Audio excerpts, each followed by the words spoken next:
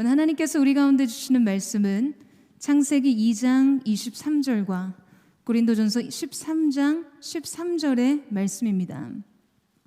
아담이 말했습니다. 드디어 내 뼈 가운데 뼈요 내 살 가운데 살이 나타났구나. 이가 남자에게 취해졌으니 여자라고 불릴 것이다. 아멘. 그러므로 믿음, 소망, 사랑 이 세 가지는 언제까지나 남아 있을 것인데 이 가운데 가장 위대한 것은 사랑입니다. 아멘. 여러분 정말 반갑습니다. 이 자리에서 오늘 선 것은 우리 가문의 영광이라고 생각합니다. 예, 안녕하세요. 여러분 5월 가정의 달 첫 주일 이렇게 여러분 만나서 가정에 대한 생각, 가정이 이루어지려면 만남이 있어야 되지 않습니까? 그 이야기를 한번 이렇게 나눌 수 있어서 감사한지 모르겠습니다. 오늘 성경 그 말씀이 있죠. 제가 여러분을 위해서 파워포인트를 좀 준비했거든요. 그러나 저희들이 사실은 강의하는 사람들이기 때문에 보통 강의 가면 1시간 반, 2시간 이상 강의를 하거든요. 근데 오늘은 이제 50분이라는 시간이 주어졌기 때문에 사실은 굉장히 벅찬장입니다. 여러분에게 많은 것들을 전달하고 싶어서 좀 욕심을 냈는데요. 근데 편안하게 들어주시면 좋겠어요. 오늘 성경 봉독하신 말씀 중에 창세기 2장 23절, 고린도 13장 13절, 언젠가 저 창세기에 대한 거는 한번 다시 기회가 되면 한번 여러분과 나누고 싶은 마음도 있어요. 또 우리 원 목사님이 워낙 복음적으로 잘 전하시기 때문에 목사님 해주셔도 좋고요. 많은 분들이 창세기 2장 23절 말씀은 잘 안 하거든요. 드디어 내 뼈 가운데 뼈, 살 가운데 살이 나타났구나. 왜 저런 말씀을 하셨을까? 저게 어떤 내용이 숨어 있을까? 저는 이제 결혼한 지 47년이 되면서 저게 그냥 단순히 처음 이브를 만나서 아담이 저런 고백을 했는데 무슨 말인지 모르고 한 거구나. 저게 이걸 살아봐야 하는 거구나. 참 철이 늦게 났죠, 그렇죠? 베드로 사도도 그렇지 않습니까? 주는 그리스도시여 살아계신 하나님의 아들이십니다. 그 고백 이랬으면 너 무슨 말인지 알고 했다 그렇게 말씀하셨죠? 무슨 말인지 모른다 그러셨죠? 신앙이라는 건 그걸 알아가는 과정이에요. 그죠? 경험하는 과정이고요. 결혼이라는 것도 저걸 알아가는 과정이에요. 만남이라는 것도 저걸 알아가는 과정이라는 거죠. 그런데 저 안에는 어떤 의미가 있냐면 믿음, 소망, 사랑의 내용이 숨어 있어요. 바울 사도의 위대한 점은 이런 것들을 캐쳐냈다는 것, 그것이 참 성령의 인도하심이었죠. 여러분에게 제가 좋아하는 시를 하나 제 말씀을 드리고 싶은데요. 방문객이라는 시 보신 분도 있을까요? 사람이 온다는 것은 실로 어마어마한 일이다. 그 사람의 과거, 현재 그리고 그의 미래가 함께 오기 때문이다. 한 사람의 일생이 오기 때문이다. 부서지기 쉬운 마음, 그래서 부서지게 됐을 마음이 오는 것이다. 그 갈피를 아마 바람은 더듬어 볼 수 있는 마음, 내 마음이 그런 바람을 흉내낸다면 필경 환대가 될 것이다. 방문객이 오는 것도 그렇게 중요하죠. 그러니까 어마어마한 일이라는 거죠. 근데 한 사람이 만나서 평생을 살아가는 거 얼마나 아름다운 일이면서 얼마나 무서운 일이에요. 얼마나 어마어마한 일이죠. 그런데 과거와 현재와 미래 함께 오는데 과거와 현재의 미래를 알 수 있어요, 없어요? 모르는 거예요. 저걸 아시는 분 누구예요? 오직 한 분이에요. 하나님, 그분이세요. 그래서 우리가 하나님을 만나야 되는 거예요. 과거, 현재, 미래. 그거를 바람처럼 보다듬을 수 있다면, 그걸 보다듬어 주는 사람이 뭐예요? 누구예요? 그 여러분 어렸을 때는 여러분 부모님이셨지만 이제 나이가 들면 누구여야 되는 거예요? 사실은 인생에 함께 걸어갈 동반자라는 거예요. 저희들은 47년 됐지만 이제 부부라기보다 오히려 친구라기보다 동역자로서 그렇게 함께 걸어가는 거죠. 그래서 인생은 너와 나의 만남이다. 그래서 인생을 만들어가는 거예요. 그죠? 그 인생이 이제 내가 그 인생한테 무엇을 줄 것인가, 그런 것들을 생각해 보는 거죠. 네, 어떤 시인이 관계에 대해서 이런 시를 썼더라고요. 정채봉 시인 여러분 아시죠? 생선과 같은 만남이 있고 꽃과 같은 만남이 있고 건전지와 같은 만남이 있고 지우개와 같은 만남이 있다라고 하는데, 우리는 만남 중에서 가장 중요한 만남이 뭔가요? 하나님과의 만남이겠죠, 그렇죠? 그 다음 두 번째 부모님과의 만남이 있고, 그 다음 세 번째 배우자의 만남이 있죠. 하나님과의 만남은 하나님의 은혜죠. 여러분들이 정말 그냥 예수님 믿고 이 자리에 있는 것은 여러분 스스로 오신 것이 아니고 하나님 은혜로 이 자리에 오셨습니다. 그 다음 부모님과의 만남은 이것도 전적 하나님 섭리죠. 그 다음 세 번째 배우자의 만남은 하나님의 선물이죠. 근데 이 배우자의 만남은 여러분 하나님의 전적인 것도 있지만 놀랍게도 우리의 의지도 있죠. 우리 인생에 있어서는 태어남이 있고 죽음이 있고 그 다음에 결혼이 있죠. 이 결혼이 배우자의 만남 아닙니까? 그렇죠? 이 배우자의 만남은 어떠냐면 하나님이 선물이기도 하지만 내 의지도 들어간다는 거죠. 그래서 오늘 우리가 만남의 축복에 대해서 얘기를 쭉 해볼 텐데, 자, 우리가 어떻게 만남을 풍성히 할 것이며 이 만남을 통해서 우리 삶이 행복해질지에 대해서 얘기해 보도록 하겠습니다. 예, 생선과 같은 만남은 어떤 만남이에요? 만나면 만날수록 오래될수록 썩어요.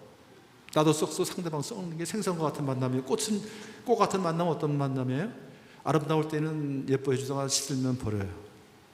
그게 꽃 같은 만남이에요. 건전지와 같은 만남은 뭐예요? 힘이 있을 때, 돈이 있을 때는 써요.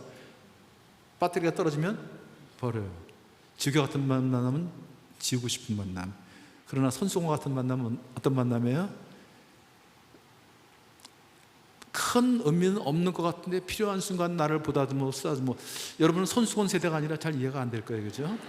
하도 뭐 이게 티슈라는 게 많아가지고. 그런데 우리는 이해를 해요. 아직도 우리는 주머니에 손수건을 갖고 다녀요. 필요한 때 닦아주는 거예요. 필요할 때 이렇게 닦아주는 거예요. 손수건 같은 만남, 이런 만남이 있다는 거예요. 이게 어쩌면 부부의 만남이라는 걸 제가 이제 알았어요.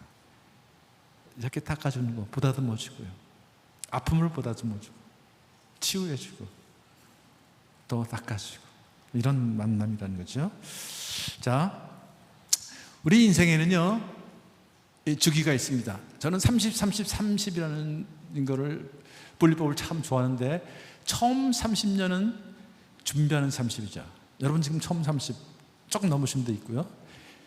30은 성공을 추구하는 30. 준비했었던 거예요. 준비한 것을 펼쳐나가는 30. 여러분 가운데 지금 준비한 것을 열심히 펼쳐나가시는 분도 있어요.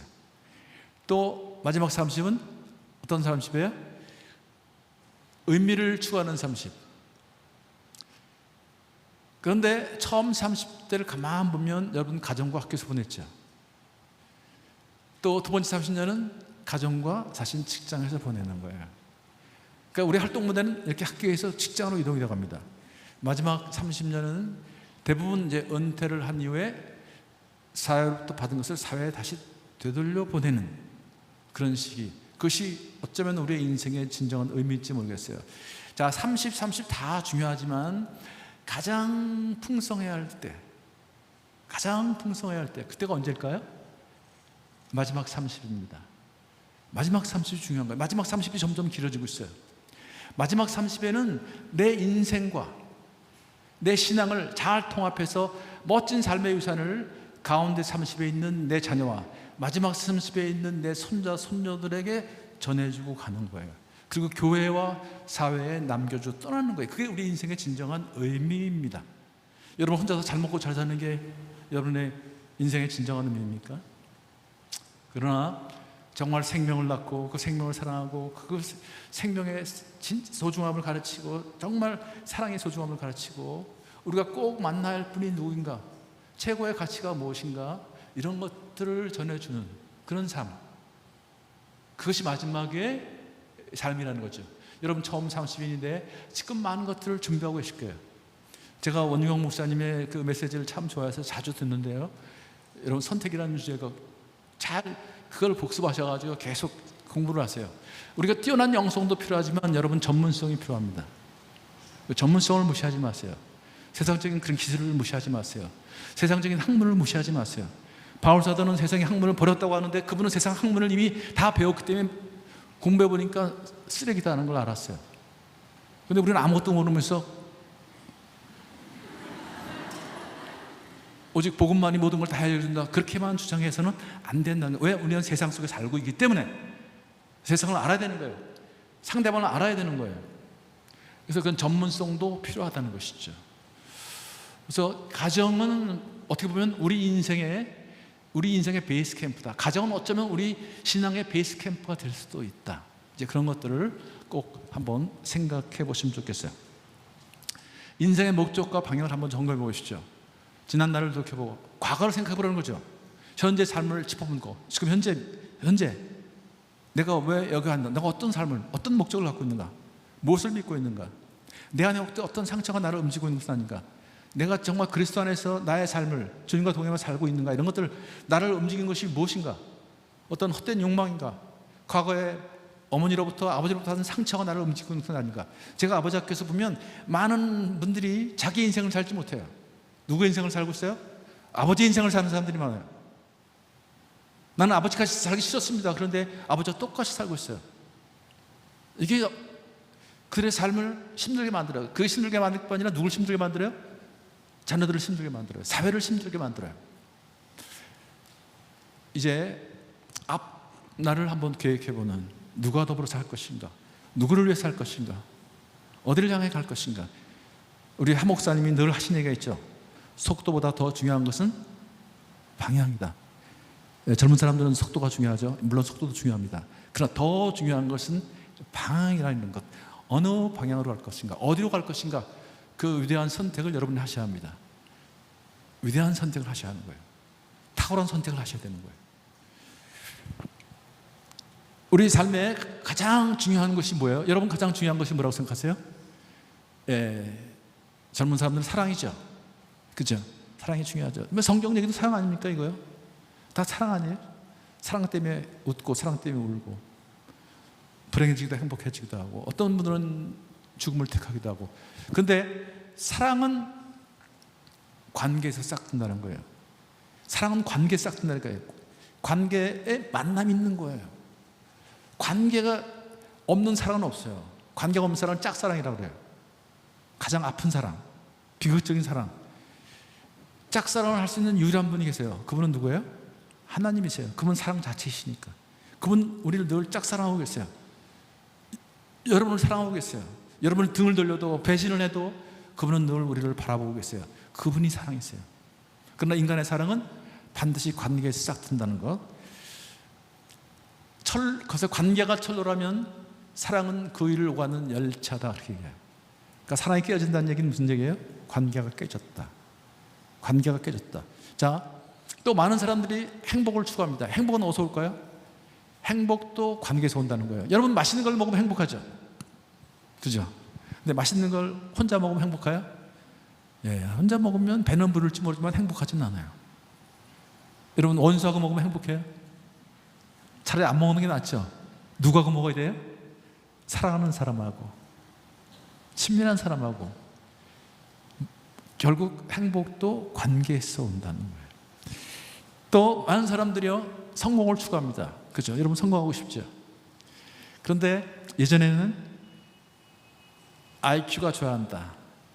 얼마 전에는 EQ가 중요하다. 지난주에 제가 원 목사님 설교를 들었더니 중요한 걸 그 역경지수라고 말씀하시더라고요. 역경지수 물론 중요합니다. 근데 자, 역경지수 어디서 나오는 거냐면 이것에서 나오는 거거든요. SQ라는 것, 관계, Social Quotient.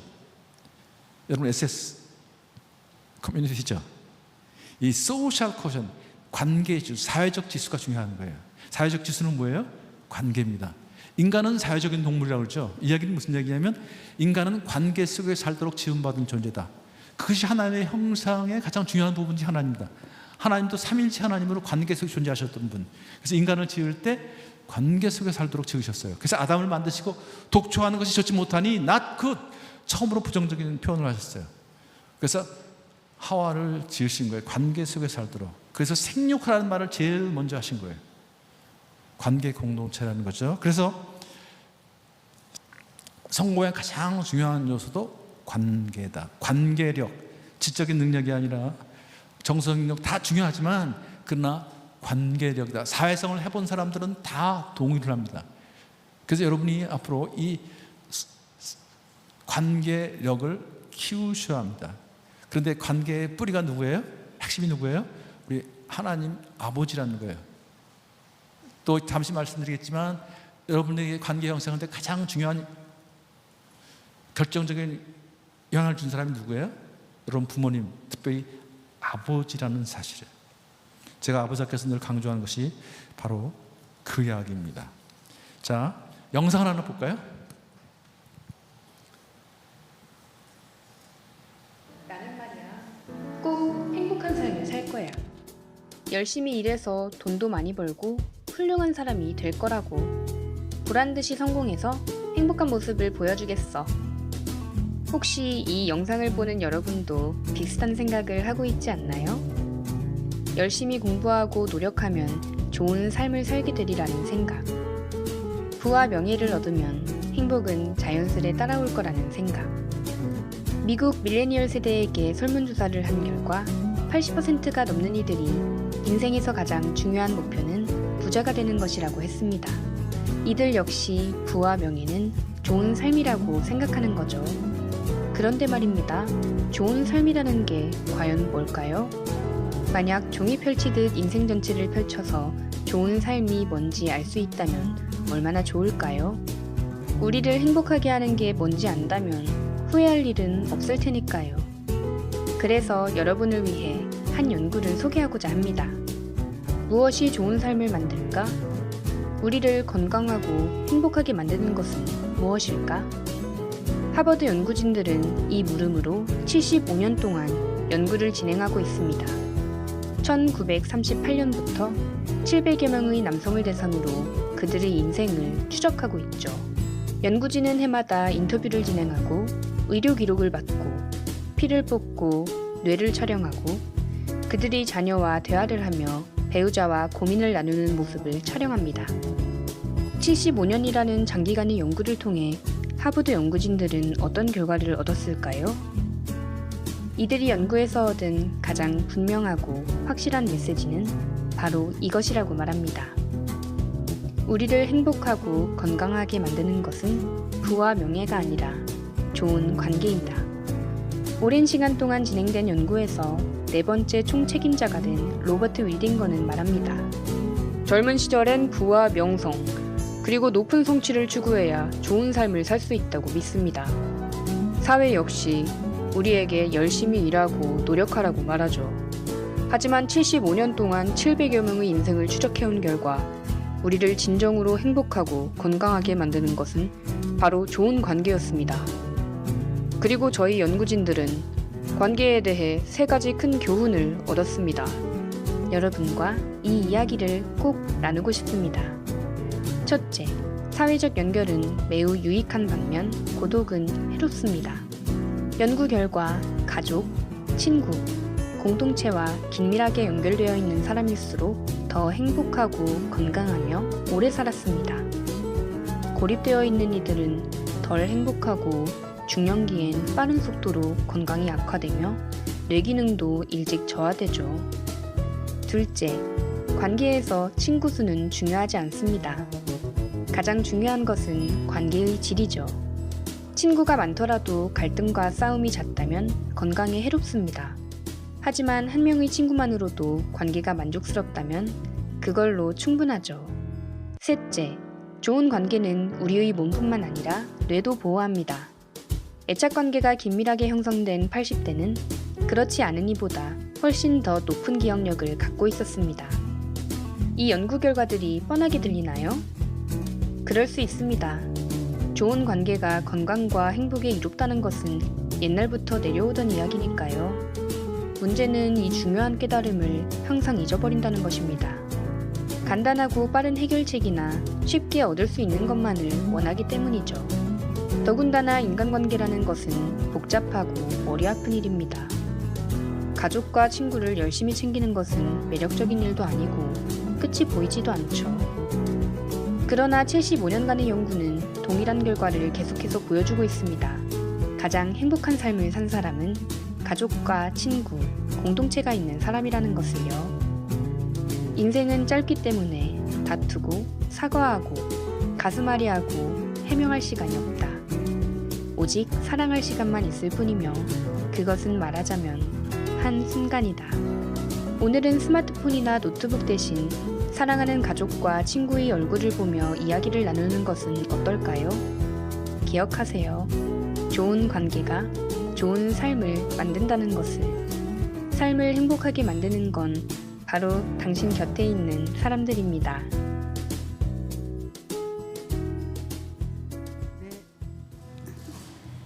자, 다시 돌아가서요. 파워포인트로 돌아가죠.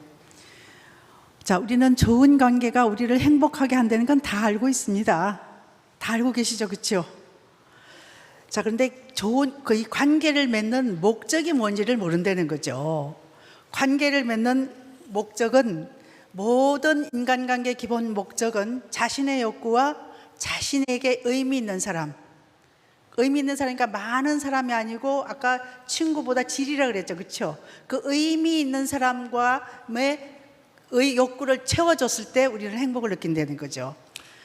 그런데 참 놀랍게도요, 오늘날은 어떠냐 하면 자의의식 속에 사는 시대입니다. 굉장히 이기적인 시대라는 거죠. 그래서 관계가 깨진 것은 내 욕구만 강조하기 때문에, 중요한 사람의 욕구를 무시하기 때문에, 그래서 우리가 관계가 깨지고 나는 관계를 잘 맺었다고 생각하지만 행복하지 않다는 거죠. 그 다음에 행복하려면 좋은 관계를 맺어야 행복한데, 그 다음 또 행복에 대해서 얘기하는 분이 아브라함 머슬로, 여러분 아시죠, 그렇죠? 아브라함 머슬로는 이 욕구 이론을 쭉 얘기했죠. 이분이 옛날에는 5단계까지 얘기를 했는데, 제일 마지막에 행복하려면 자아 실현을 이루어야 행복하다. 그 자아 실현을 여러분 한번 찾아보셔요. 뭐냐 하면 그 본인이 가지고 있는 어떤 그 기본적인 욕구가 충분히 생산적으로 이루어졌을 때 행복하다라고 얘기를 했는데, 이분이 노년에 가서 이걸 바꿨습니다. 이건 바꿔 얘기하면 내가 되고 싶은 것, 여러분이 성취를 이루었다, 대단한 걸 이루었다 그래도 그 다음에 찾아오는 공허감이 있잖아요. 여기도 대단한 성취를 이루본 몇 분 계시는데 공허감을 맛본 분이 몇 분 계신 것 같은데요. 그래서 아브라함 머슬러가 이게 뭘까 생각해 보니까 초월적인 것을 경험해야 행복하다는 거죠. 여러분은 이 얘기가 무슨 얘기인지 얼른 알아들으시죠? 우리가 왜 예배를 사모하나요? 초월적인 것을 경험하기 위해서.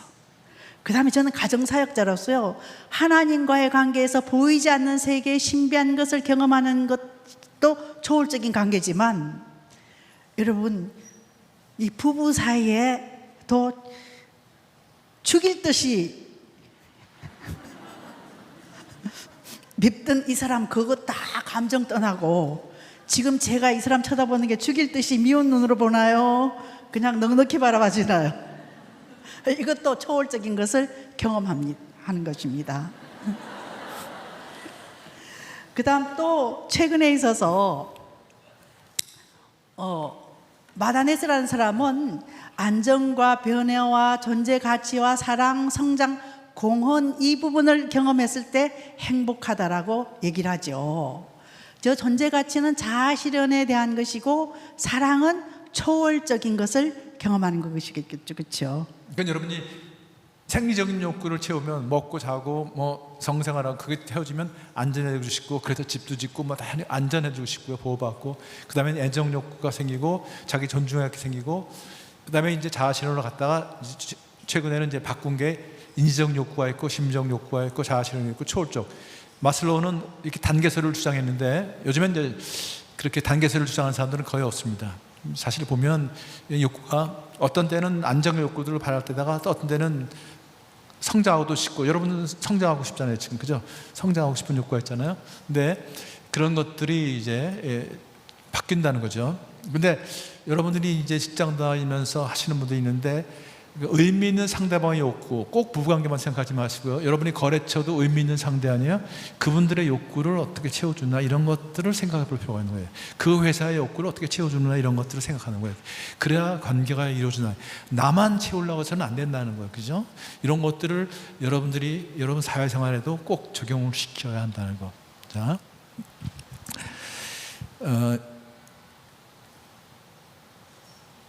예수님께서 말씀하신 관계 법칙. 그러므로 내가 대접받고 싶은 대로 남을 대접하여라. 이것이 바로 율법과 예언서에서 말하는 것이다. 예수님은 사실은 관계를 위해서 이 땅에 오신 거거든요. 관계 회복을 위해서 이 땅에 오신 거거든요. 관계에 대해서 많이 말씀하셨어요. 성경은 그건 다 관계에 대한 이야기입니다. 사실은요. 하나님과의 관계, 이웃과의 관계, 나와의 관계 이야기입니다. 다 관계 이야기예요. 관계에서 오는 상처들이.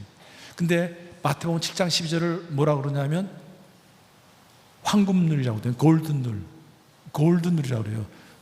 그래서 대접받고 싶은 대로 대접을 하라는 거예요. 근데 뭐라고 하냐면 율법이래요, 저게요. 그리고 예언서에서 말하는 거래요. 그러니까 예언서의 핵심이라는 거예요. 그러니까 가장 중요한 거, 관계의 법칙. 또 우리가 성경 구절에서 예수님 말씀하신 것을 갖다 다져보면 이 말씀이에요. 내 마음을 다하고 내 생명을 다하고 내 뜻을 다해 주 내 하나님을 사랑하여라. 이것이 가장 중요하고 으뜸되는 계명이다. 그리고 둘째 계명도 이와 같다. 내 이웃을 내 몸처럼 사랑하라. 모든 율법과 예언자들의 말씀이 이 두 계명에서 나온 것이다. 그렇게 많은 말씀을 하셨는데 율법과 계명이라고 말씀하신 것이 딱 두 분이에요.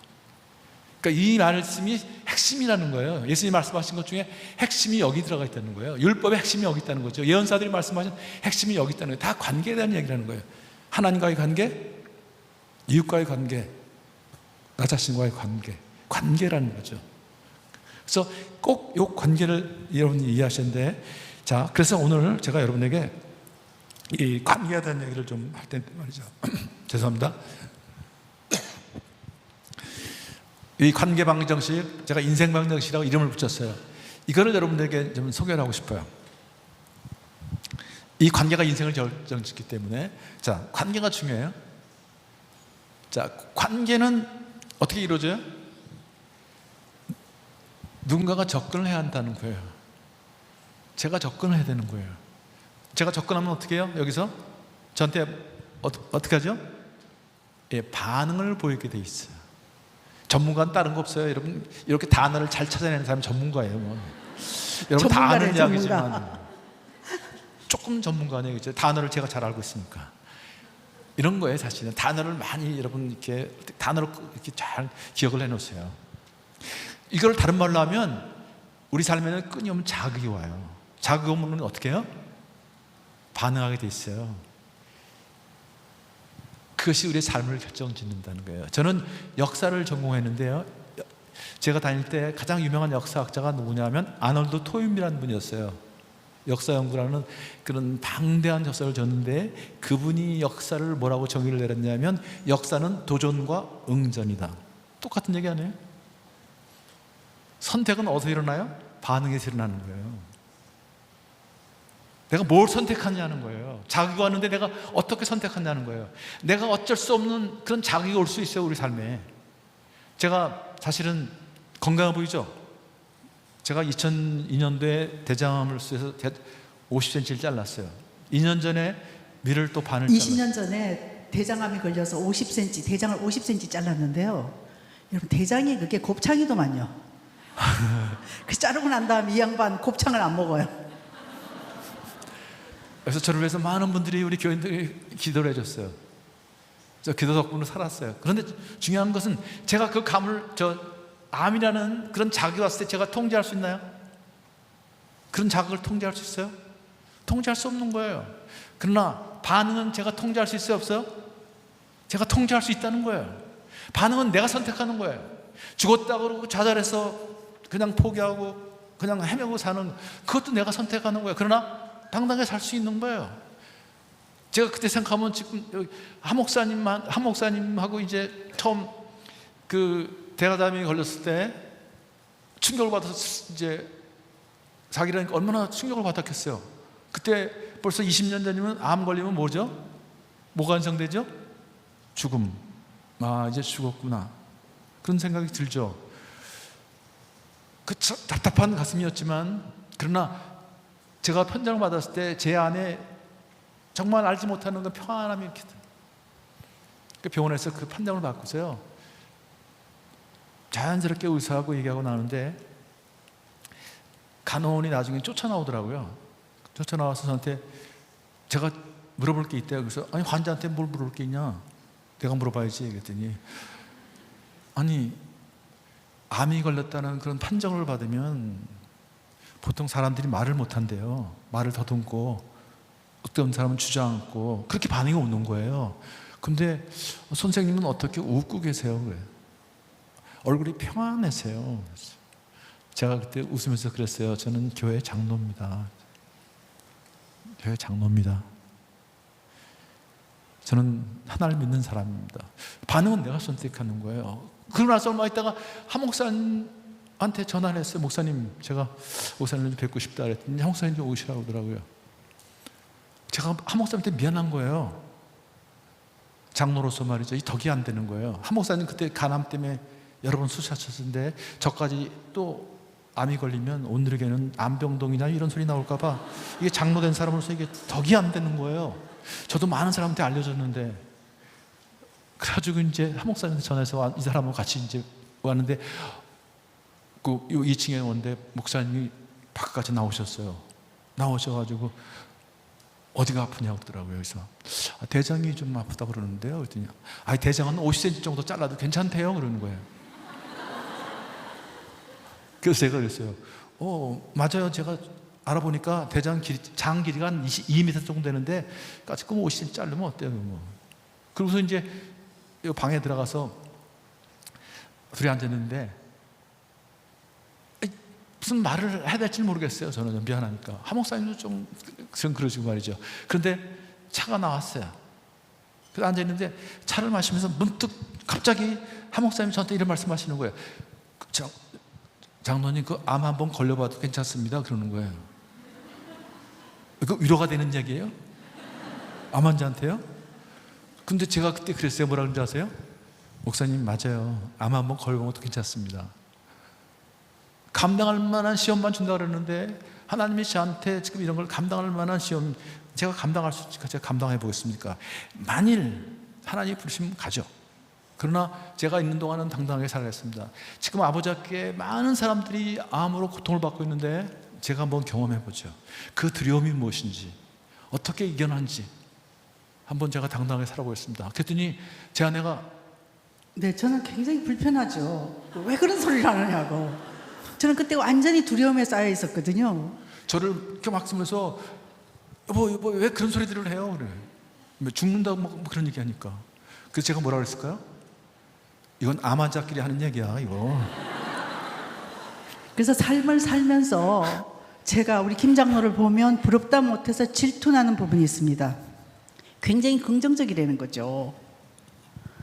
그래서 여러분, 암 수술해서 50cm 잘라내는 것보다 더 힘든 게 항암입니다. 그렇죠? 근데 아산병원에서 항암 치료를 하는데 그 주의할 점이 있더만요. 항암 치료할 때. 그래서 간호사 선생님이 주의할 점 해서 이렇게 했는데 1번이 뭐냐 하면 항상 긍정적이고 기쁜 마음을 가지고 살 것. 이건 말도 안 돼요. 암이 걸렸는데. 그래서 나는 말이 안 된다고 생각했는데 이 사람은 뭐라고 했더니 나는 다른 건 다 자신 없어요. 1번은 자신 있습니다. 그리고 저는 또 어떠냐 하면 저 남자 왜 저렇게 또 뻥을 치냐. 이런 삶의 태도가 저는 부럽다 못해 질투까지는 안 되는 거죠. 그래서 항상 어떠냐면 긍정적인 반응을 하고 적절한 반응을 하는데 이게 어디서 왔느냐 하면 여러분, 하나님은 우리에게 감정을 주셨죠. 그렇죠? 근데 감정만 주신 게 아니고 뭘 주셨어요? 인간이 동물하고 다르게 자유의지가 있잖아요. 이 자유의지가 어떠냐 하면 이 사람은 저보다 비교적 건강하다는 거죠. 그래서 우리 모두 다가 어떠냐 하면 사실은 건강하지 않습니다. 나름대로 여기 다 문제가 조금씩은 있습니다. 죄인이기 때문에. 굉장히 이기적이죠. 근데 이 사람이 긍정적인 건 뭐냐면 부모님이 따뜻했다는 거죠. 우리 시아버님이 따뜻하셨어요. 인생의 위기 순간마다 늘 같이 하셨기 때문에, 그래서 많은 상담 심리학자들과 신학자들이 얘기를 합니다. 여러분들이 느끼는 하나님 이미지는 여러분 아버지의 이미지가 투사됐을 수도 있다는 거죠. 이 사람의 하나님은 늘 따뜻하고 좋은 아버지였기 때문에 인생의 위기 순간을 당했는데도 우리 아버지도 따뜻한데 하나님 아버지도 나를 보살피게 있다는 거죠. 하나님과 더 깊은 만남을 갖출 수 있는 거죠. 만남이거든요, 이것이요. 여러분 만남이 어떤 만남이세요? 깊은 만남이세요? 그냥 피상적인 만남이세요? 근데 거기에 비해서 저는 하나님 멀리 계셔요. 그래서 저는 주여 삼 참 좋아합니다. 주여 한번 부르면 그분이 여기 안 오셔요. 세 번째 불러야 모셔야 여기 와요. 이게 어디냐면 제 시대에 우리는 지금 70대입니다. 저는 지금 72입니다. 70대 우리 때는 잘할 때 문화가 엄청나게 여성은 무시당하는 남성 우월주의 문화에, 그래서 우리 딸들이 5시 밥 먹으면 우리 아버지하고 할머니하고 꼭 하셨던 얘기가 있습니다. 쓸데없는 가신 아들이 밥만 죽는다. 지금은 그랬다가 난리 나죠, 그렇죠? 여러분 어머니들은 그런 세대에 살았기 때문에 그렇습니다. 여러분 어머니 그런 걸 들으셨기 때문에 어쩌면 건강하지 않은 사랑을 여러분에게 베풀었을 수 있습니다. 그러니까 저는 늘 그냥 마음속에 상처가 많죠. 아버지를 미워하죠. 그러니까 하나님도 어떠냐 하면 까다로운 하나님, 무서운 하나님 이렇게 되어졌다는 거죠. 그래서 저는 어머니 학교에서 별거 안 가르칩니다. 어머니 학교에서 엄마가 되어져서 자녀에게 줄 수 있는 최고의 선물은 그 아이의 아버지를 긍정적으로 경험시켜라. 그래야지 그 아이들이 하나님과도 친하고, 제가 얼마나 몸부림치는지 몰라요. 하나님하고 친하려고. 이게 몸부림쳐서 되는 건 아니잖아요, 그렇죠? 근데 이 사람 보면 편안하게 강의도요, 이렇게 이런 세미나도 제가 보기엔 죽 썼어요. 그러면 저는 그냥 굉장히 실패감에 시달리는데 이 양반은 뭐라 그러냐 하면 괜찮아, 한 사람만 은혜 받으면 돼. 이 긍정적인 것이 긍정적인 부모를 경험했기 때문에 그렇다는 거죠. 그래서 오늘 이렇게 용기를 내서 왔잖아요, 여러분. 사실 3일 전에 제가 통보를 받았거든요. 이 요청을 받았거든요. 지금 아버지 아까 강의도 바쁘고 정신 없는데, 그래서 부르시면 가지 뭐 그러고서 그냥 온 거예요. 사실은 용감하죠. 용감한 선택이었어요, 사실은. 근데 그런 거예요. 반응을 내가 어떻게 하느냐는 여러분이 선택하는 거예요. 감정에 따라서만 반응하지만, 이게 무슨 얘기냐면 우리한테 절대적인 자유를 하나님이 주셨어요. 선악을 알게 하는 나무의 열매를 먹지 마라. 먹으면 정령 죽는다는 얘기는 무슨 얘기예요? 먹으면 죽는다는 얘기는 뭐예요? 내가 너한테 먹을 수 있는 자유, 안 먹을 수 있는 자유, 절대적인 자유를 줬다는 거예요. 그런데 만일 내가 먹는 자유를 택하는 순간 너는 자유를 잃어버린다는 거예요. 왜요? 질서가 무너지니까. 질서가 무너지니까. 그게 죽음이에요. 그게 죄예요. 죄고 그 죄의 결과가 죽음이에요. 그러나 만일 안 먹는 자유를 택한다. 자유의지를 주셨으니까. 뭐에 근거해서요? 말씀에 근거해서. 내 말씀에 근거해서 네가 먹지 않는 자유를 택한다면 네 의지 가지고 너는 내가 만든 창조 질서 안에서 자유를 누리며 산다는 거예요. 그게 영생입니다, 여러분.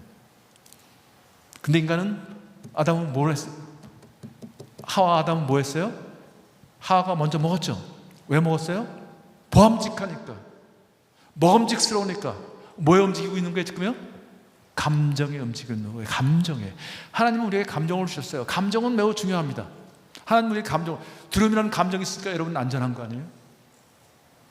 때로는 열등감 때문에 여러분 더 노력하잖아요. 그런 감정들은 다 소중한 거예요. 그러나 감정대로만 살면 안 된다는 거예요.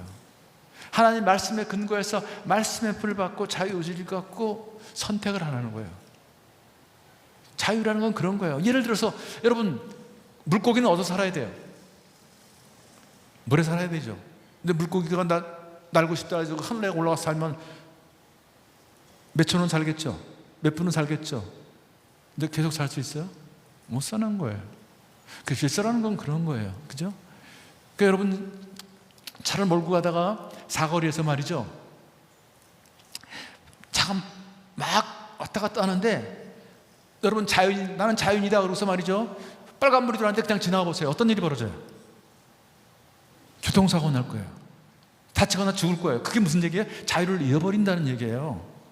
자유를 빼앗긴다는 얘기예요. 그런데 빨간불 들어오면 내가 쓰는 거예요. 나는 자유를 뺏긴 것 같아요. 근데 누가 지금 자유를 누리고 있어요? 이쪽 차선에 있는 사람들이 자유를 누리면서 가는 거예요. 그 사람들의 자유가 나의 자유라는 거예요. 이게 관계 속에서 자유라는 거예요. 질서 속에서 자유라는 거예요. 이게 더불어 사는 혼자만의 관계 공동체에 사는 자유라는 거예요. 질서를 지켜야 한다는 거예요. 질서. 그래서 창조 질서를 얘기하는 거 하나님이에요. 근데 그 질서는 뭘 보고 지켜요? 신호등을 보고 지키는 거 아니에요. 신호등이 무슨 의미가 있어요? 돌멩이 집어던지면 그만이죠. 가려버리면 그만이죠. 그런데 왜 우리가 그걸 지켜야 돼요? 그것이 권위니까. 그것이 권위니까. 선악을 나게 하는 나무 열매는 그런 거였어요. 그걸 만나게 네가 먹으면, 감정대로 먹으면 너는 나의 권위, 내가 창조주라는 거, 그걸 네가 부정합니다. 인간은 결국 감정에 따라서 그걸 먹는 거예요. 근데 이 포스트모더니즘의 특징은 뭐냐면 감성시대, 감성경영, 느낀 대로 살라는 거예요. 감정대로. 그러니까 나는 너를 사랑하지 않는, 이제는 끝내자.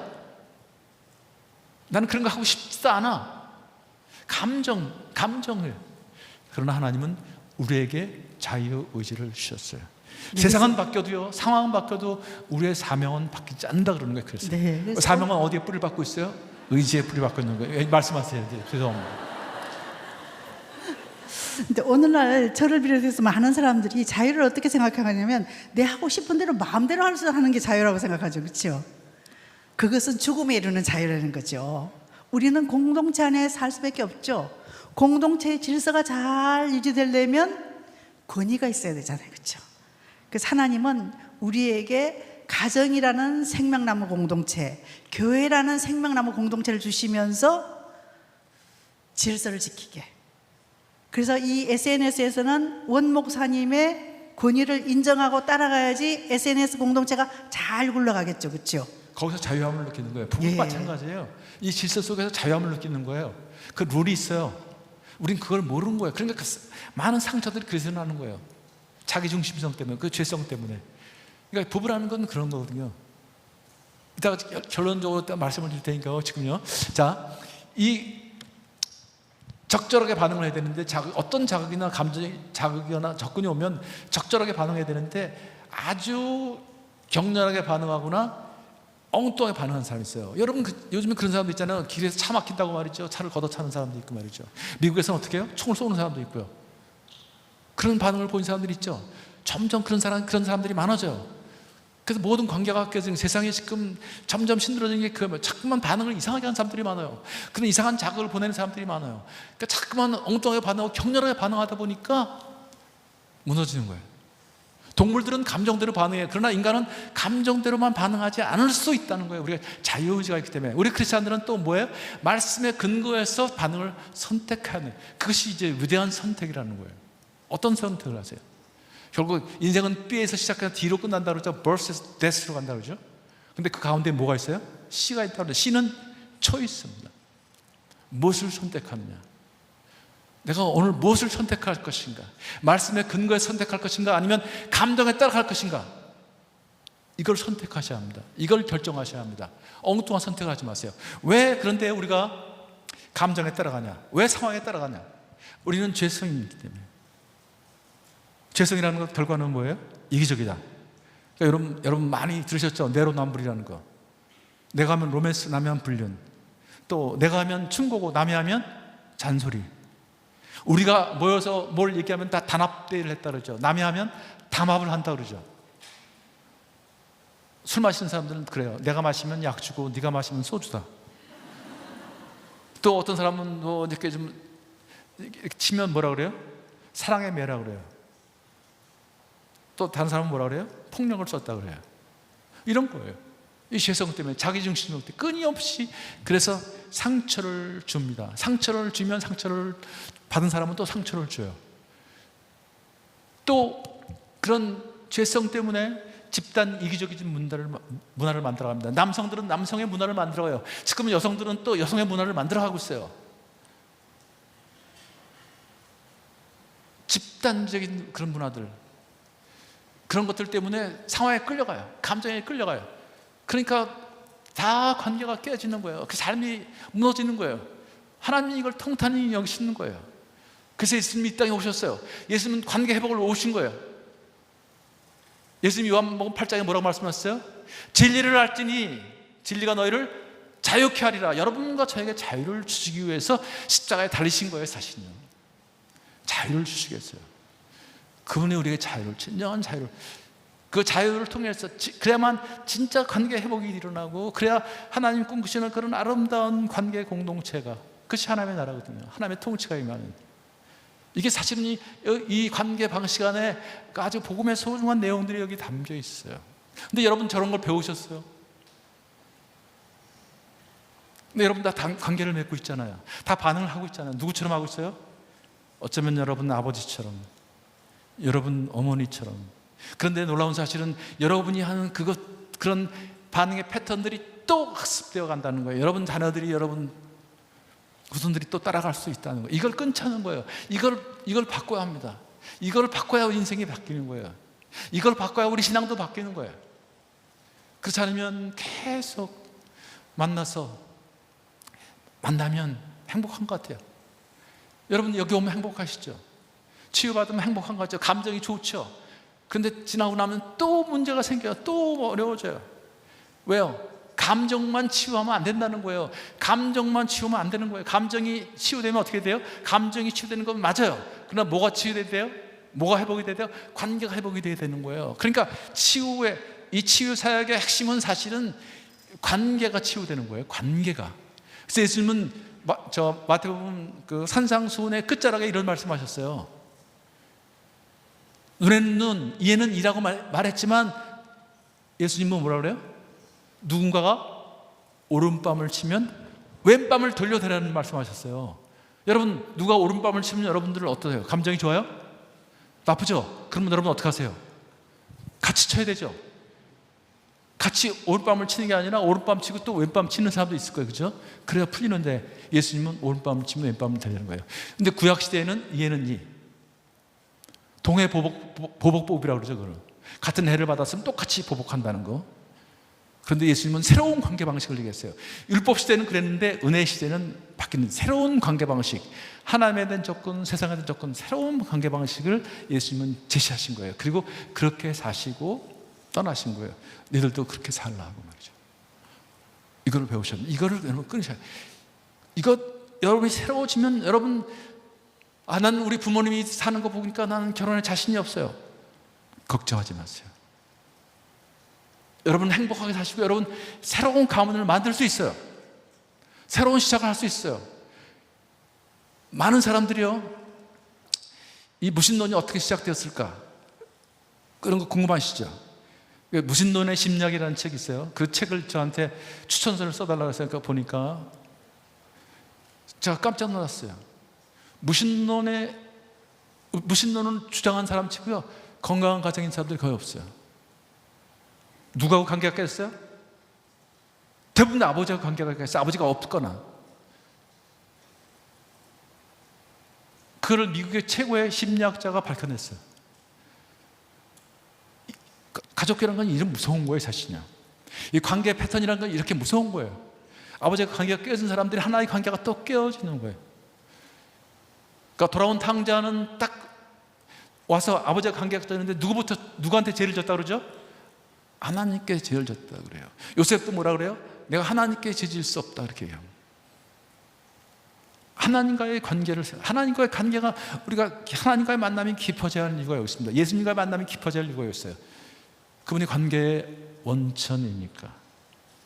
그러나 우리가 아버지의 그런 관계가 우리 실상에 굉장히 큰 영향을 준다는 것. 근데 부부관계도 마찬가지거든요. 접근과 반응이 부부관계가 깨지는 것도 마찬가지예요, 여러분요. 여러분 어머니 아버지 관계가 어려우신 분들 많이 있죠. 여러분 어머니 아버지 싸우는 거 많이 보셨죠? 안 봤어요? 그러니까 우리 얘기를 좀 해봅시다. 우리가 부부 세미나를 하는데 이제 우리가 부부 세미나도 하잖아요. 회중이 이렇게 많은데 뭐라 그러냐 하면 제 안에는 뚜껑이 잘 열립니다. 나를 망신 줄래고 그러죠. 그래서 제가 어떠냐 하면 그땐 참았죠. 집에 돌아갈 때 내가 언제 뚜껑이 열렸는데. 뚜껑이 열렸어요 이미 벌써. 근데 제 성... 이분은 저는 연애할 때는 천사인 줄 알았어요.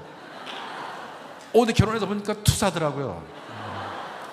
네, 저는 투사일 수밖에 없죠. 사람들 이렇게 갑자기 바뀌었나 이러고 왜 투사가 됐지 이렇게.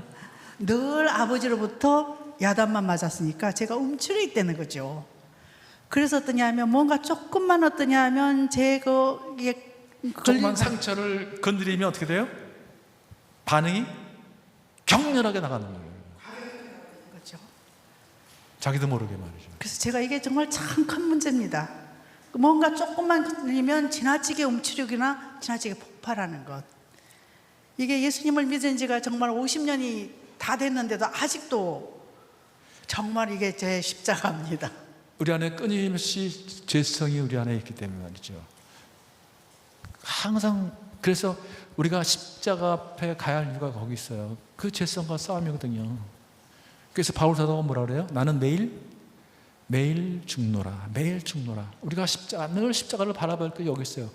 그래서 사실은 이 부부관계는요 정말 정상적으로 되려면 십자가가 우리 가정에 있지 않으면, 그 십자가의 성육신의 사건이 우리 가정에 있지 않으면 절대로 안전하지 않거든요. 그냥 사랑만으로 된다고요? 여러분 신데렐라가 행복하게 오래 살았어요? 신데렐라는 아시죠? 다들 신데렐라가 되는 꿈을 갖고 계시죠? 근데 신데렐라가 과연 행복했을까요? 저희 부부가 의논한 결과 신데렐라는 이혼했을 것이다. 신데렐라는 이혼했을 것이다. 아니면 이혼하지 못하고 그 당시의 문화나 관습 때문에 신데렐라가 눈물 속에 살았을 것이다. 그것이 여러분의 부모님들의 우리 선배들의 얘기 아닙니까? 왜 그랬을까요?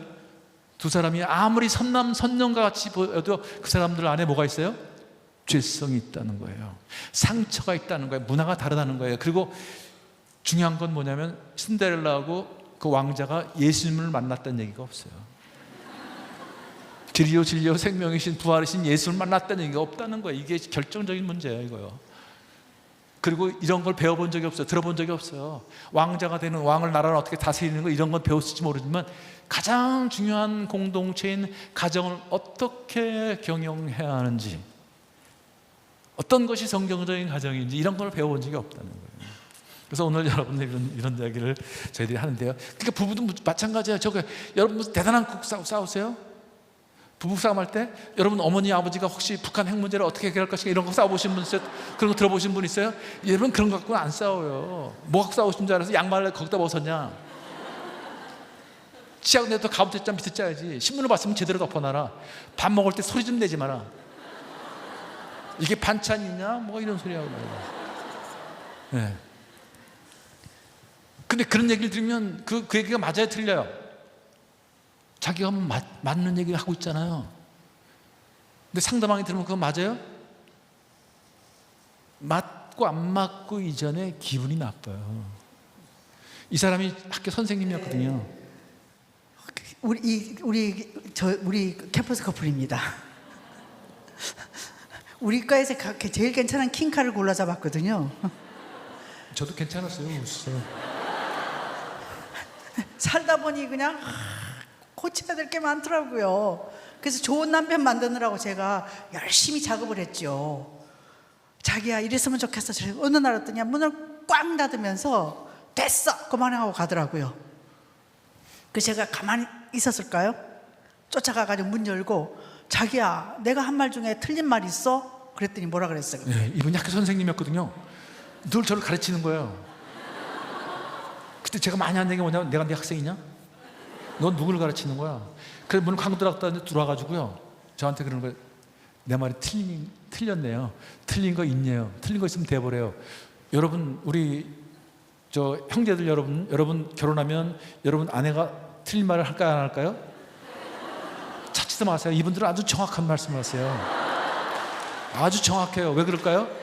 뭐 성경적인 근거를 대라면 선악을 알게 한 나무의 열매를 이분들의 선조가 먼저 먹었어요. 이건 이제 그냥 농담이고요.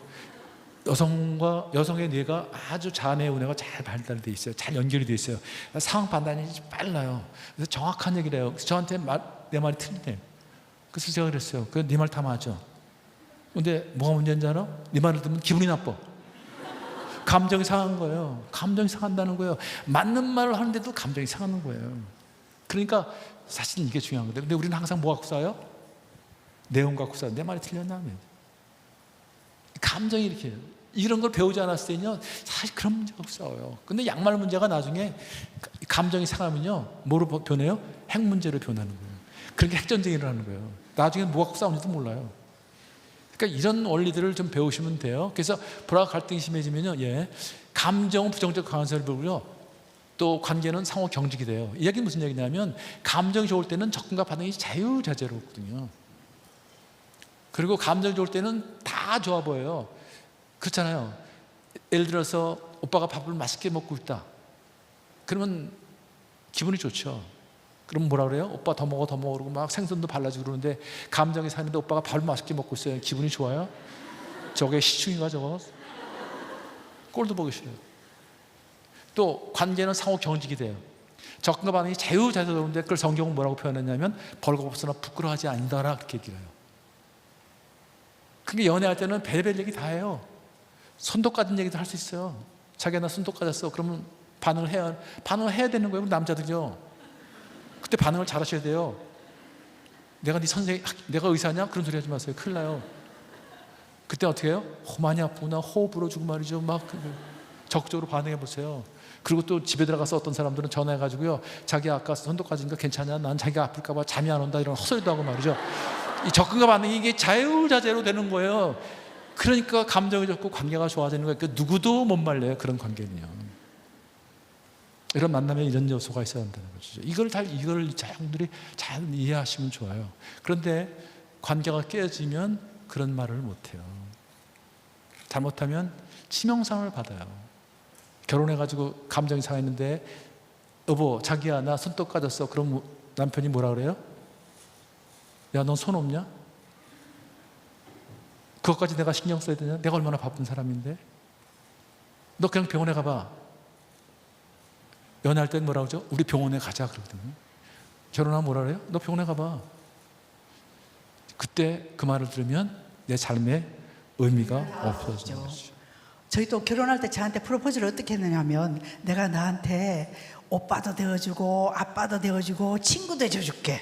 결혼할 때는 무슨 말인지 다 하죠. 이렇게 가장 최상의 언어를 사용해요.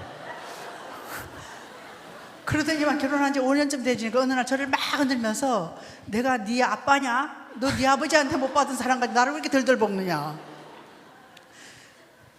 죄송합니다. 지금까지도 아니죠, 저. 제가 그때 좀 성경을 알아서 이런 걸 알았다면, 저는 그 불교적인 가정에서 태어나가지고요, 그건 모르거든요. 나이 40이 돼서 이제 예수님을 만나가지고 정말 세상적으로 살았거든요. 그래서 이제 참 두고 보면 여러분들은 참 복받은 사람이라는 생각이 들어요. 정말 좋은 교회, 좋은 목자 만나서 이런 걸 배울 수 있다는 게 얼마나 좋아하죠. 자, 근데 관계 중에 가장 중요한 관계를 애착관계라고 그러거든요. 이게 이 문제의 사실이요. 당신 날 사랑해? 이런 문제거든요. 이 애착관계가 가장 소중한 관계, 생존을 위해 꼭 필요한 관계, 내 삶에 의미를 주는 관계. 애착 대상과 하나가 참 욕구. 여러분 애착 대상이 누가 있어야 되는 거예요. 그러니까 여러분 어렸을 때 누가 애착 대상이었어요? 여러분 부모님이었잖아요. 그러니까 부모님한테 그렇게 매달린 거 아니에요. 엄마가 나가면 그렇게 울었던 거 아니에요. 아빠 일찍 돌아가 그랬더니 그렇게 얘기한 거예요. 부부관계도 또 아주 깊은 애착관계가 있는 거예요. 인간은 누구든지 그 애착 욕구가 있어요. 이걸 부정할 수가 없어요. 욕구 중에 가장 중요한 욕구가 애착 욕구예요. 그러니까 이 애착 욕구의 핵심을 여러분들이 잘 이해하시고 또 공부를 하셔야 됩니다. 근데 이 애착 욕구는 가장 기본적인 정서적인 욕구입니다. 세상 모든 사람들이 나를 비난해도 단 한 사람이라도 나를 받아주면 그 사람은 안 죽어요. 단 한 사람, 내 편. 자, 그런데 이제 이 애착은 태어나서부터 죽을 때까지 애착이 필요해요. 그 부모님과의 애착, 그 다음 남편과의 애착인데, 저 같은 경우에는 일단 1차적으로 아버지와의 애착이 안 됐잖아요. 저는 아버지가 원하지 않는 딸이었거든요. 우리 어머니하고 우리 아버지하고 재혼하신 사이입니다. 우리 어머니는 첫 번 결혼해서 아기를 못 낳아서 쫓겨났습니다. 우리 아버지는 첫 번째 부인이 6남매를 낳고 돌아가셨어요. 깐난쟁이가 있으니까 우리 아버지가 굉장히 어려우니까 아기 못 낳는 우리 엄마를 두 번째 부인으로 삼았죠. 그런데 1년 만에 제가 태어났습니다.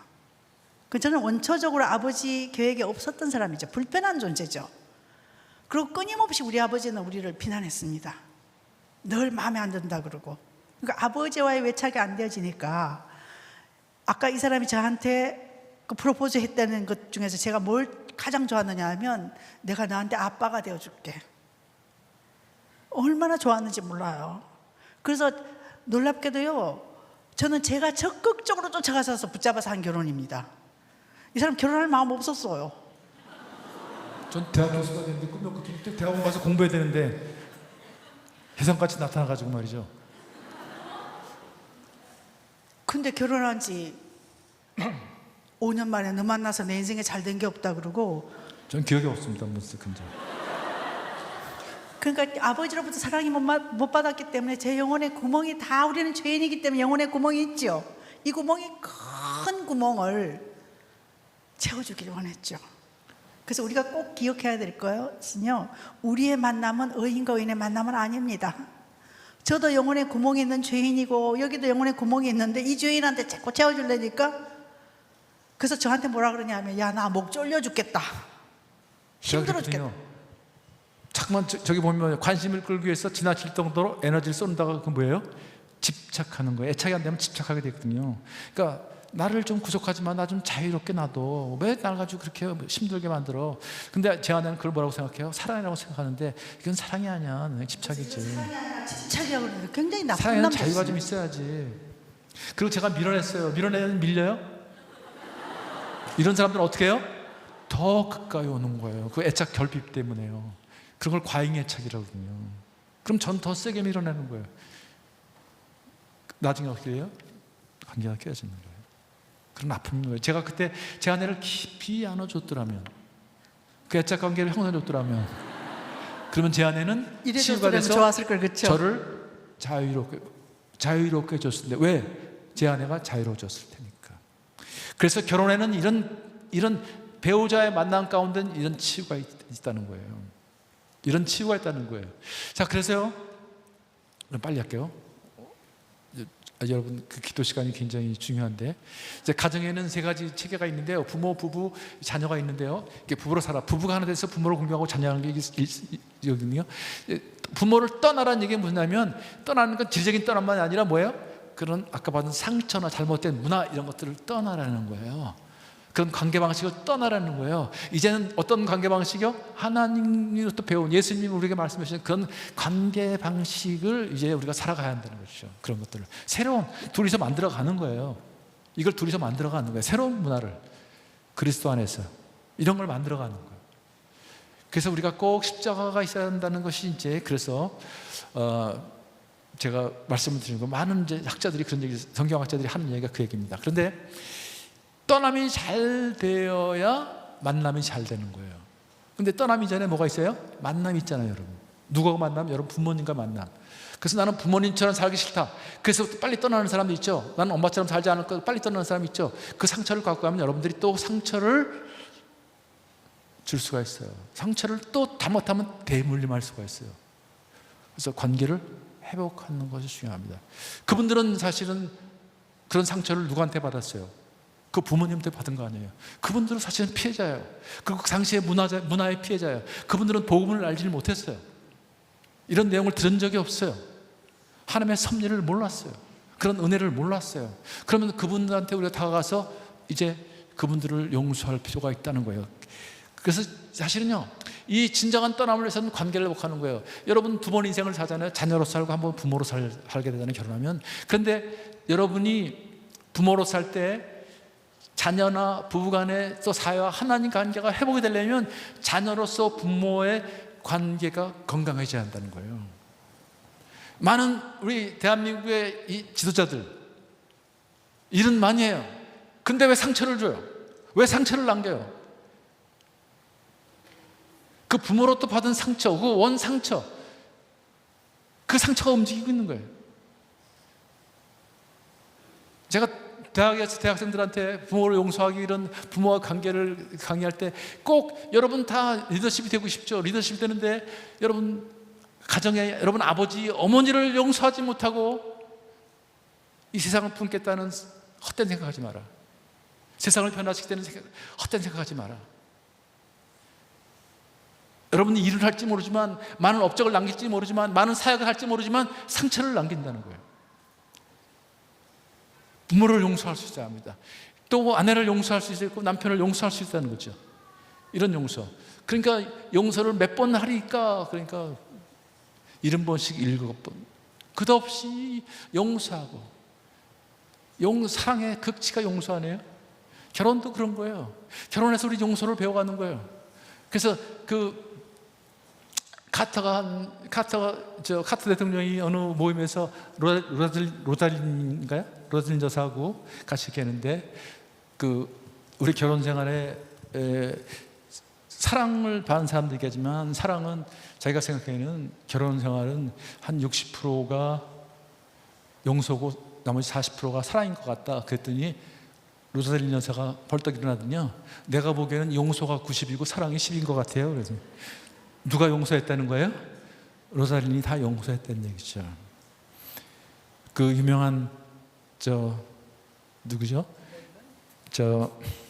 그 전도자 빌리 그레함, 그 사모님이요, 그렇게 두 분이 뭐 의가 좋아서 싸움을 안 했다 그래가지고 그렇게 사랑하셨나 그랬더니 기자가 물었더니요, 그 사모님이 그랬대요. 싸움은 안 했는데 죽이고 싶었던 순간은 수도 없이 많았다.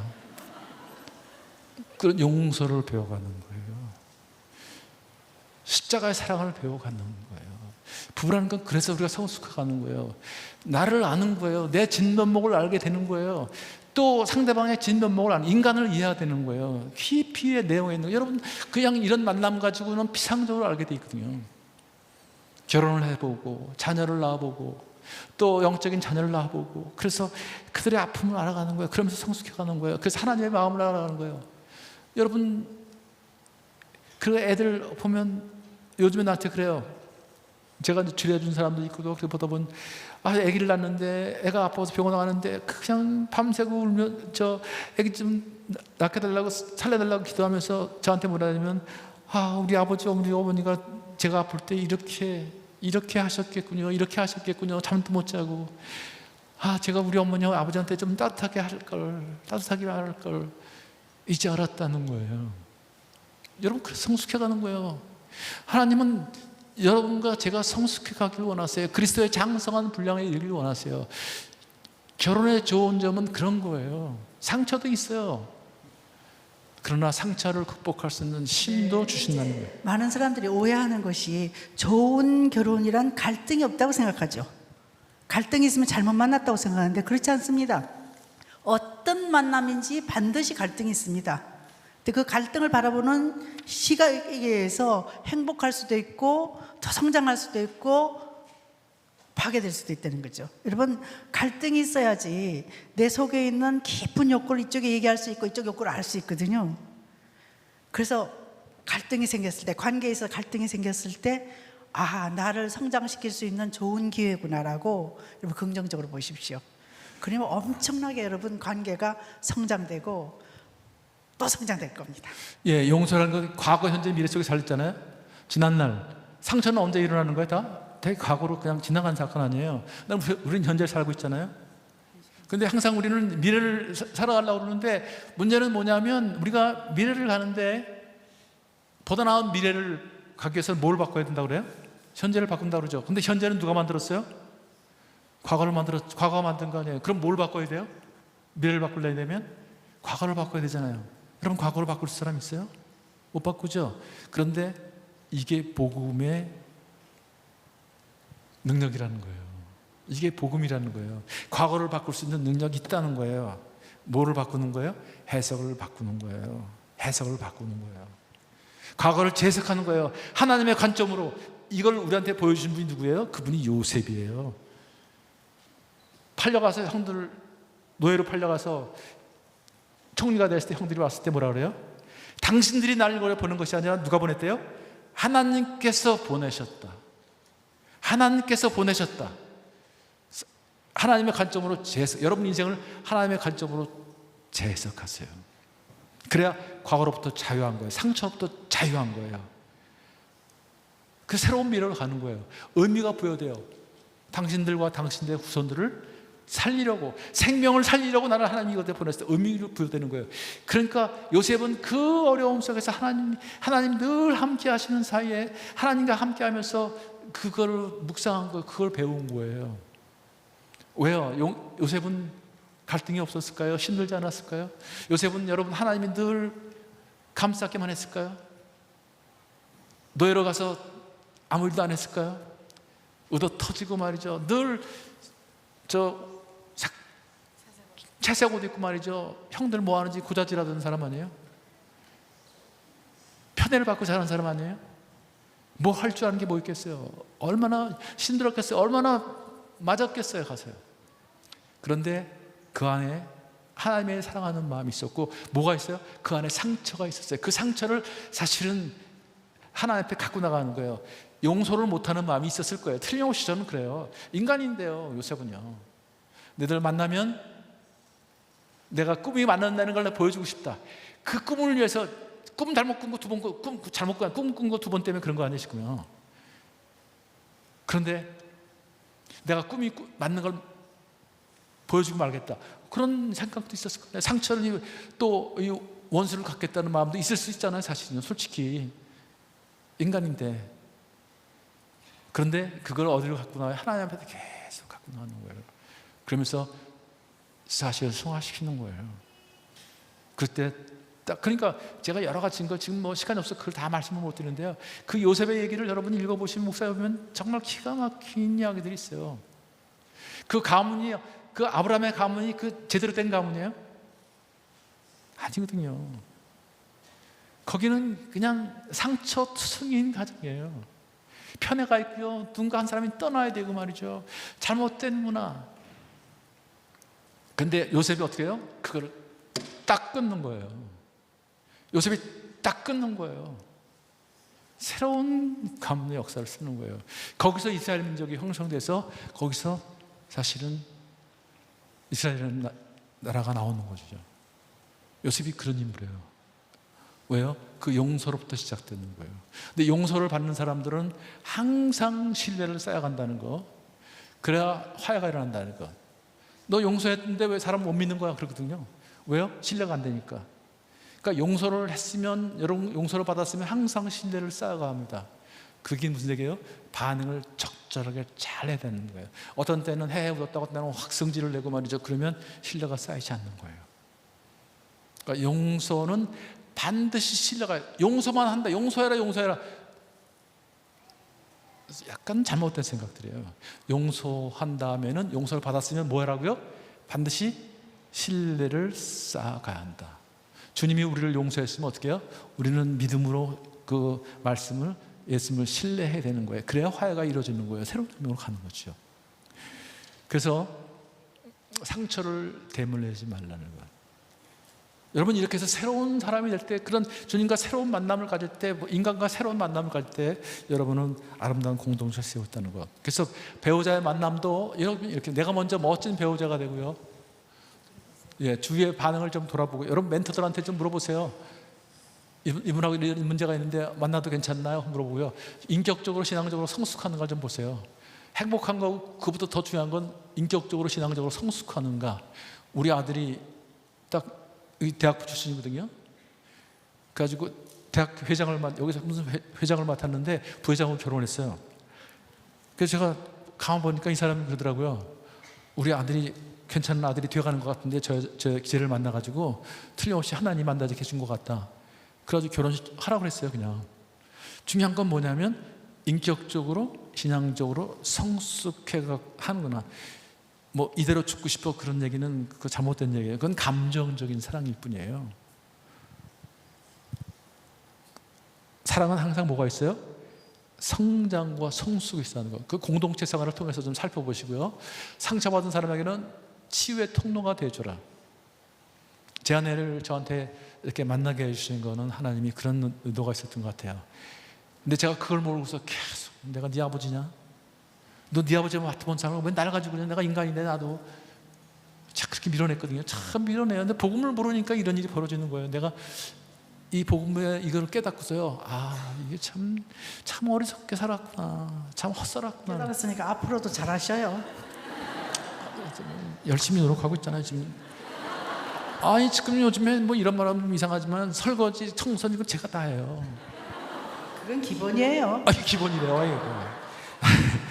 잘 알았습니다. 원하시는 대로. 자, 그다음에 만남을 회복하라. 만남은 뭐예요? 원가족과의 만남을 회복하라는 거예요, 그렇죠? 그래야 여러분 새로운 떠남도 잘 되고 새로운 만남이 남녀 차이를 배우라. 왜냐하면 남녀가 만나서 결혼하니까 이게 모든 차이보다 성격의 차이보다 더 핵심은 뭐예요? 남자 여자가 만난다는 거예요. 오죽하면 제가 제한테 그랬을 거예요. 당신하고 나오는 도대체 같은 게 어떻게 이렇게 다를 수가 있냐? 딱 같은 게 하나 있다. 같은 나라에서 태어났다는 거. 정말 다르더라고요. 연애할 때는 전혀 몰랐거든요. 대한민국에 태어난 것 위에는 같은 게 없대요. 그런 거는 다 멋있었거든요. 그런 거 다 이해가 되고 다 좋아 보였거든요. 근데 결혼하고 나니까 갈등이 생기니까 어떻게 저런 여자를 만났냐. 어떻게 같은 게 하나도 없냐 어떻게. 굉장히 이상적인 남자였는데 이상한 남자로 변하더라고요. 저도 마찬가지에서 이상적인 여자인 줄 알았는데요. 살다 보니까 이상한 여자 만나가지고 아주 아유. 나중에 제가 이상한 남자더라고요. 네. 이분은 지금 아주 시간에 지금 매여서 지금 어쩔 수 없이 지금 이분은 아주 정리정돈을 잘 하시는 분이기 때문에 딱딱 맞아야 되거든요. 저는 지금 시간이 성령의 오버나서 저는 지금 불편합니다.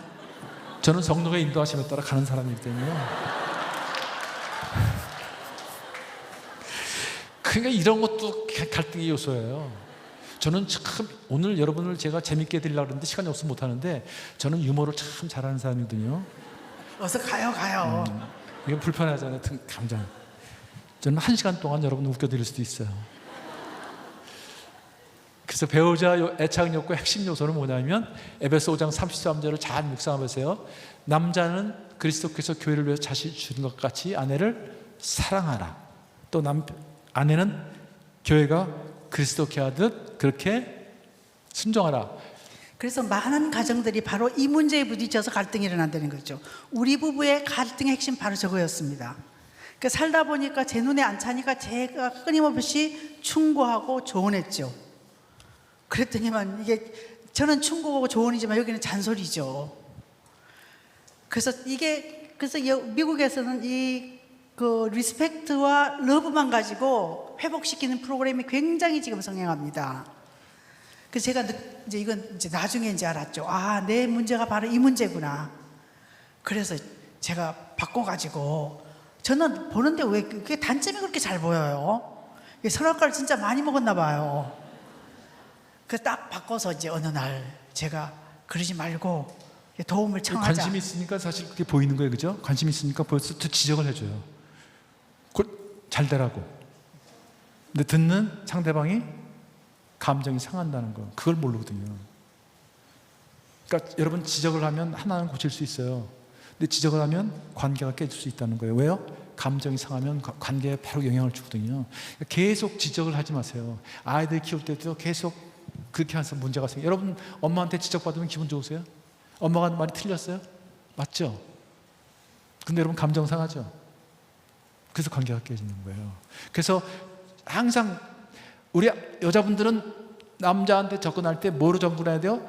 리스펙트, 존중, 인정과 칭찬, 신뢰 이런 걸 가지고 접근을 하라는 거예요. 네, 근데 이제 그렇게 반응을 보이라는 존경에 거예요. 대해서는 엄청난 오해가 있습니다. 존경하라 그러면 딱 나오는 게 존경할 만해야지 존경하지 나오죠, 그렇죠? 근데 그게 존경에 대해서 우리가 잘못된 생각이 있어서 그렇다는 거죠. 존경을 존경하고 있다라고 느끼는 요소가 뭐냐 하면 해가지고 온 결과물에 대해서 인정해주고 칭찬해주고 격려해줬을 때 근데 우리는 어떠냐 하면 이렇게 높이는 걸 존경이라고 생각하는데, 적은 결과물이든 큰 결과물이든 애썼다 했을 때, 그 다음에 조그만 것도 그래서 남자들이 잘 좋아하는 여자들은요, 잘 놀라는 여자를 좋아한답니다. 그래서 저도 이제 잘 놀랐더니만 바뀌더라고요. 제가 이 참기름병을 따는데 잘 안 따져가지고, 그래서 서재로 가져가가지고 자기야 이거 좀 따주라 그랬더니만 뚝 따주더라고요. 그 제가 어떻게 할게요? 와, 잘 딴다. 그 참기름병 들고 부엌 가면서 난 역시 자기가 있어야 돼. 그랬을 때 어떤 느낌인지 빨리 말하고 끝냅시다.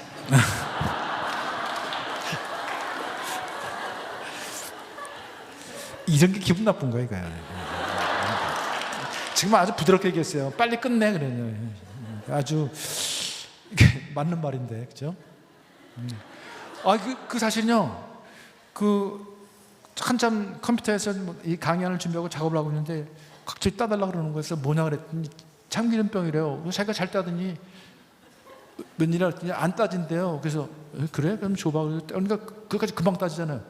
툭 따지는 거예요. 그랬더니 내가 어이가 없어 보니까 그러는 거예요. 와, 잘 딴대요. 그래서 뭐가 잘 따냐, 잘 따긴 그냥 따진 거지. 그랬더니 나가면서요. 와, 나는 역시 당신이 있어야 돼. 뭐 그러는 거예요. 그래서 제가 저거 너무 오버하는 거 아니야 지금? 너무 오버하는 거 아니야? 근데 다 알아요, 제가 그런 건요. 근데 문제는 뭐예요? 제 감정이 움직이고 있다는 거예요. 제 감정이 그 반응에 제가 감정이 움직이고 있다는 거예요. 어떻게 움직여요? 좋게 움직이고 있는 거예요. 제가 어떻게 했을까요? 어떤 반응을 보였을까요? 컴퓨터를 다 접고 이 사람이 있는 데 가서 여보, 또 뭐 따줄 거 없냐? 뭐 도와줄까? 이게 관계가 갖고 있는 힘이에요. 여기서 이루어지는 거예요, 모든 일이요. 인간의 역사가 하나님과의 관계에서 모든 일이 이루어지는 것처럼요. 인간관계는 이런 거예요. 하나님이 접근하시면 우리가 적절하게 반응을 보여야 되는 거죠. 그죠? 그래서 오늘 이재훈 목사님이 에베소서 가지고 말씀하셨는데 제가 너무 여기서 사실은 양재에서 대표기도를 하고 여기로 왔거든요. 그러면서 유튜브를 듣는데 마지막 말씀 거기 이 부분을 말씀하시더라고요. 결혼은 한번 같이 읽을까요? 시작. 결혼은 십자가로 언합한 예수님과 그의 백성이 어떤 모습인지 보여주는 글입니다. 모든 사람이 결혼으로 부름받지는 않았지만 모든 사람이 복음으로 부름받았다. 결혼은 모든 사람에게 중요하다. 왜냐하면 그것은 단지 결혼만을 위한 것이지 아니기 때문이다. 결혼은 십자가에 놓는 것이다. 우리가 정말 십자가를 이해하려면, 십자가의 아픔이 어떤 아픔이라는 것을 이해하려면 결혼이라는 과정이 필요하다는 거예요. 결혼이라는 과정은 그래서 완성되어 가는 거예요. 우리의 만남은 어쩌면 하나님께서 천국에서 하늘에서 이루어질지 모르겠어요. 이런 결혼이라는 것은요, 하늘에서 시작이 돼가지고 땅에서 완성된다. 그런 아름다운 열매다. 그런 말이 있어요. 우리가 십자가를 통해서, 십자가의 그 성육신의 그런 고통을 통해서 완성돼 가는 거예요. 그걸 우리가 알게 되는 거예요. 우리가 성장하는 거죠. 저는 여러분들에게 그런 정말 결단을 한번 했으면 좋겠어요. 너무 그렇게 탁월한 사람, 너무 그런 사람들을 그런 점 너무 찾지 마세요. 사람요, 제가 보니까 이제 10대 중반이 돼 보니까 다 복음 안에 있는 사람들은 다 괜찮더라고요. 확실한 복음만 있으면 괜찮더라고요. 또 제가 많은 사람들이 저한테 질문을 해요. 제가 사귀는 사람이 교회를 안 다니는데 어떻게 하면 좋을까요? 여러분, 그런 십자가를 질 수 있는 그런 자신만 있다면, 십자가를 지고 한다면 결혼해라, 저는 그런 사람이에요. 그래서 그 사람한테 십자가의 산으로 다가가라, 십자가를 경험시켜라. 제가 아버지께 하는 얘기가 있습니다. 아버지가 살아야 가정이 산다 그러는데 저는 아버지가 죽어야 가정이 산다고 주장하는 사람입니다. 아버지가 십자가를 지면 아내가 회복이 된다. 자녀들이 회복이 된다. 우리 가정에 성육신 사건이 있으면 그 다음에 십자가의 죽음은 뭐예요? 부활이 있다는 거예요. 당신들을 아름다운 모습으로, 권위 있는 모습으로 하나님 부활시켜 주실 것이다. 저는 여러분 만남 가운데 또 여러분 그런 공동체 가운데 그런 축복이 있기를 축원합니다. 기도하겠습니다. 하나님, 우리 SNS 공동체 여기 머리숙인 당신의 사랑하는 아들 딸들에게 하나님 정말 아름다운 만남, 특별히 하나님과의 깊은 만남 하게 하시고, 그래서 부모님과의 그런 아픈 만남이 있을 때 다 치유돼 복되는 은혜가 있게 하시고, 또 새로운 만남을 기대하면서 정말 믿음, 소망, 사랑 가운데 하나님 그런 아름다운 공동체를 세우며 그 안에 십자가의 그런 사건이 일어나서 정말 온전한 그런 여성으로, 온전한 남성으로, 하나님의 형상으로 회복되는, 그래서 하나님 나라의 큰 일꾼이 되는, 사명자가 되는 그런 축복을 허락해 주옵소서. 오늘 그런 결단과 소망이 우리 회중 가운데 있도록 축복해 주옵소서. 예수님 이름으로 기도합나이다. 아멘. 감사합니다.